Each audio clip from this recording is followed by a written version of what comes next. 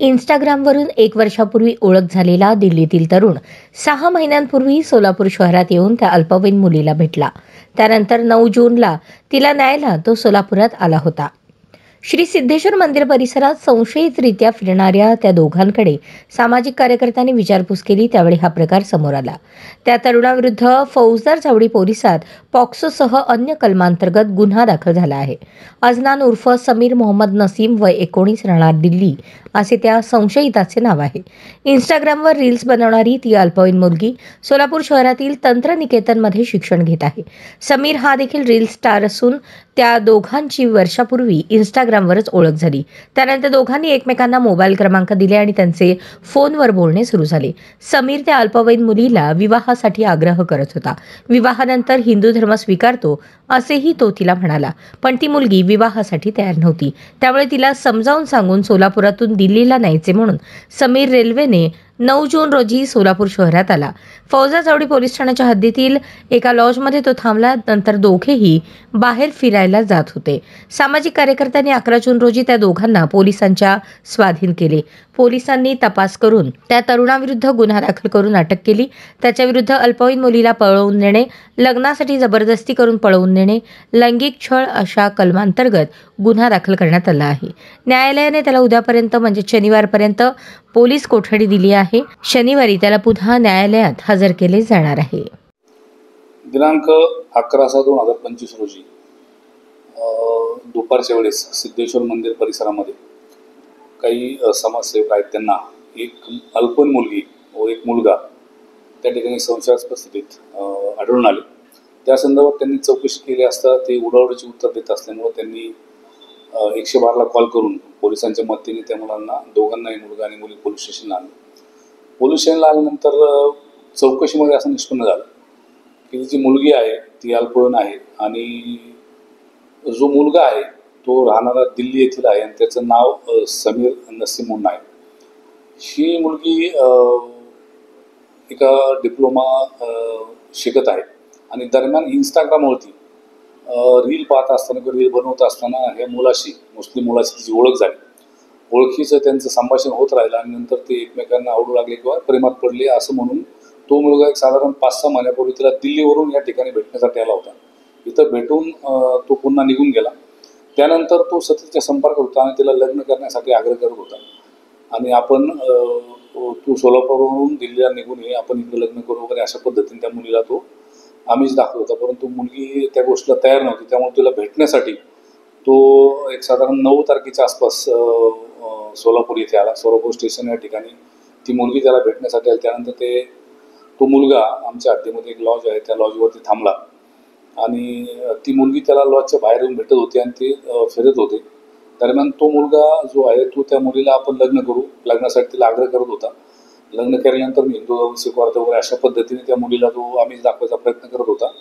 परंतु ते मुलीला पळून जाणं वगैरे ह्या गोष्टी काहीतरी पटत नसल्यामुळे तिने त्यास विरोध केला होता. त्याच दरम्यान पुन्हा 11 तारखेला हे लॉजच्या बाहेर भेटले आणि तिथून ती मुलगी आणि तो मुलगा हे दोघे सिद्धेश्वर मंदिर ठिकाणी आले आणि मग अशा पद्धतीने आमच्याकडे आले.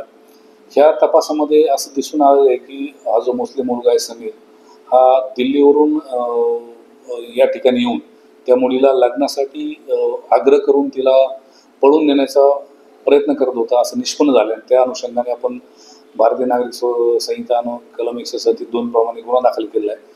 त्याचप्रमाणे ते लग्नासाठी आग्रह करत असल्यामुळे किंवा ते जबरदस्ती करत असल्यामुळे त्या संदर्भात कलम 87 देखील आपण त्यामध्ये लावलेला आहे.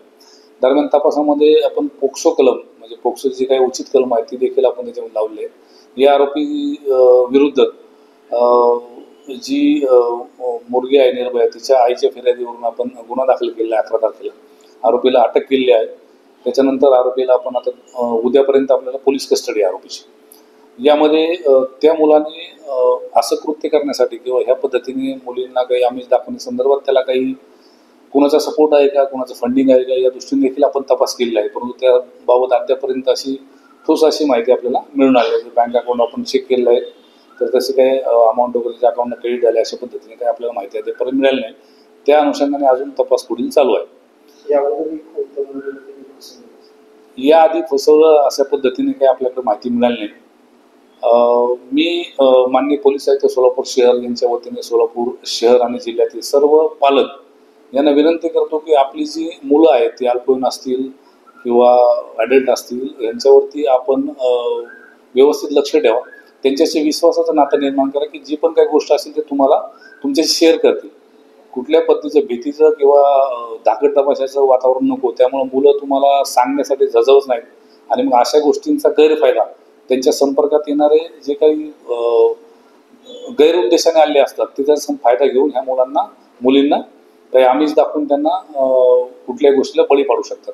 इंस्टाग्रामवरती बऱ्याच प्रकारे ओळखी होतात आणि काही कुठले बॅकग्राऊंड माहीत नसताना दूरदूरच्या व्यक्तींशी फ्रेंड म्हणून संपर्क होतो आणि ह्याच्यामधून अशा घटना घडल्याचे बरेचसे उदाहरणं आपल्याकडे आहेत आणि त्या दृष्टीने आपण तपास देखील करून त्या मुलांना पुन्हा त्यांच्या आईवडिलांच्या ताब्यात दिलेला आहे मुलींना. आणि त्याचे जय श्रीराम. आज सोलापुरात एका आपल्या अल्पवयीन मुलीला एक अजमान शेख नावाचा जिहादी दिल्लीवरनं इथं न्यायला आला पळवून.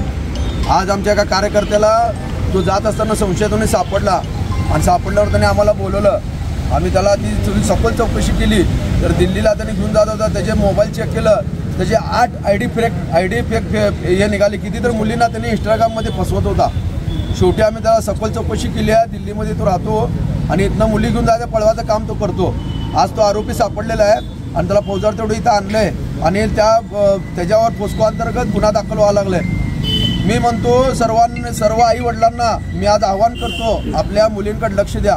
ते कुठं जातात, काय करतात, ते मोबाईलवरनं कुणाला बोलतात, त्यांनी व्हॉट्सअपवरनं कुणाला चॅटिंग करतात, इंस्टाग्रामवरून कुणाला बोलतात, फेसबुकवरनं कुणाला त्यांचं चाललेलं आहे, काय चाललेलं आहे बघा.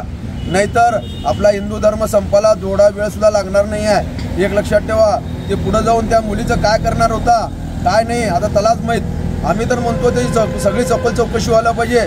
त्याला कुठल्या मदरशामधनं पैसे आलेत, त्याच्या मोबाईलला कुठले पैसे आलेत, कोण त्याला मदत करत आहेत, कुठल्या मौलाना मदत करत आहे आणि दिल्लीमधनं कुठनं त्यांनी दिल्लीमधनं इथे याची त्याची डेअरिंग झालीच कशी.